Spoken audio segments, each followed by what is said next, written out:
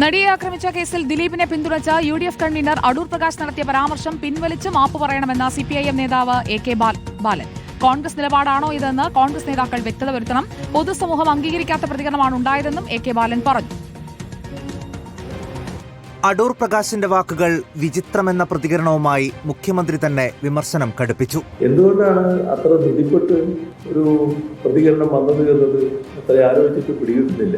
നാടിന്റെ പൊതുവായ വികാരത്തിനെതിരെയുള്ള ഒരു പറച്ചിലായി പോയി അത് എന്നാണ് തോന്നുന്നത്. കേരള ജനതയോട് UDF കൺവീനർ മാപ്പ് പറയണമെന്ന് മന്ത്രി V ശിവൻകുട്ടി. അടൂർ പ്രകാശിന്റെ എല്ലാം അവരുടെ പാർട്ടിയുടെ അഭിപ്രായമായിരിക്കും, അത് ജനങ്ങൾ തീരുമാനിക്കട്ടെ. അടൂർ പ്രകാശിന്റെ അഭിപ്രായമാണോ ശരി എന്നുള്ളവരെ ജനങ്ങൾ തീരുമാനിക്കട്ടെ. അടൂർ പ്രകാശിന്റേത് അതിജീവിതമാരെ അധിക്ഷേപിക്കുന്ന സമീപനമെന്ന് മന്ത്രി VN വാസവൻ.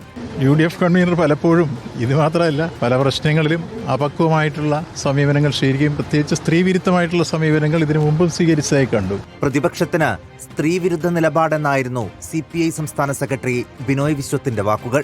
UDF ചവിട്ടിത്തേക്കപ്പെട്ട സ്ത്രീയുടെ ഭാഗത്താണോ? സംശയമൊന്നും വേണ്ട. രാഹുൽ മാങ്കൂട്ടം എന്ന ഒരു MLA ചുമക്കുന്ന UDF-ന് ഈ പറയുന്ന നടനെയും ചുമക്കാൻ ഒരു മടിയും കാണില്ല.